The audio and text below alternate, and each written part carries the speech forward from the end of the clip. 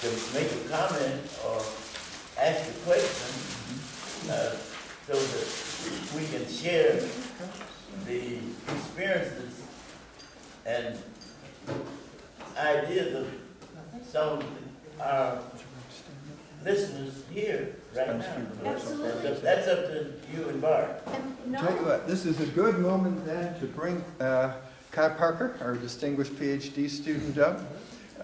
Give us the perspective of the Center for the Study of Race, Politics, and Culture. A few thoughts on Professor Blake's wonderful narrative. Hi everyone, I'm Kai Parker, as Bart introduced. It's such an honor for me to be participating in this event with Professor Black as a student of history of Black Chicago. And I was down in Atlanta researching Martin Luther King's work in the Chicago Freedom Movement, and I was in the King Center for Nonviolence and Social Change, so looking through the archives and looking through these letters that he had, and I discovered a letter from 1967 written to King by Timothy Black.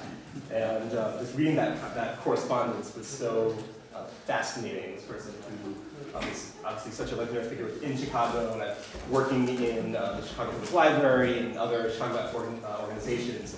You hear so much about Tim Black, so it's really an honor to be here and to see those connections, really living history in so many different ways.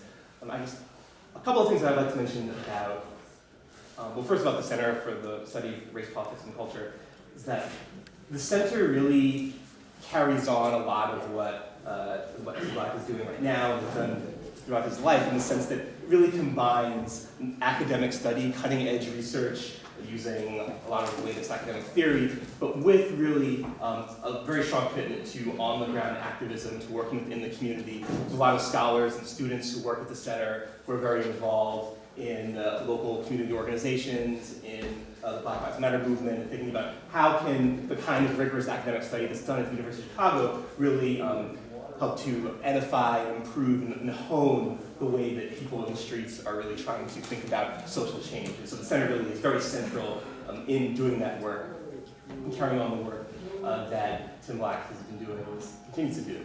And additionally, I think one of the points about the Chicago Freedom Movement that I think is important that Professor Black alluded to is that the Chicago Freedom Movement really helped to nationalize the idea that race and racism is a problem.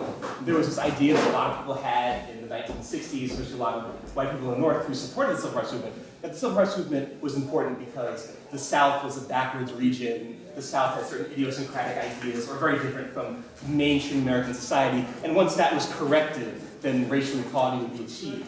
The Chicago Freedom Movement, with events like the harrowing March to Market Park, and then another events, really showed that that was not the case, that racism and the racial inequality were problems that people had to deal with all over the country and all over the world. The other thing about the movement was that it also showed that just because you have just because you're living in a city that's ostensibly a liberal city, just because you have a mayor, Mayor Richard Daley, who very much identified himself as a New Deal liberal, as someone who carried on the legacy and the work of a Franklin Roosevelt and of a John F. Kennedy, doesn't mean that you don't have major problems of racial inequality. And that was something that a lot of people had not really thought that much about in the early part of the 60s, when you had figures like Bull Connor and Jim Clark in the South, and sort of figures are very easy to kind of identify as these kind of evil bad guys. In the Chicago Freedom Movement, there wasn't necessarily that kind of target, and it made for a lot of different kinds of struggles. But it also really showed that the problem of racism and racial inequality could not just be solved by splitting people up into good guys and bad guys, so to speak, and things of that nature. And one other point I'd like to make about the movement is that the movement, from the research that I was doing in Atlanta, was very much rooted in a lot of local study. A lot of activists and organizations came to Chicago, or in Chicago, and really spent a lot of time studying what are the problems that we can really focus on in this moment. Housing, other kinds of economic inequality, legal inequality, political inequality. And so there was really a massive research project that was done by the Southern Christian Leadership Conference, by activists in Chicago, to really figure out what problems should be addressed. So I guess that's all I'm going to say for now, but it's really a pleasure for me to be here. And I hope that this is a great tour, and I'm looking forward to it, and looking forward to learning a lot, and so I'm very happy to be here. So thanks for listening.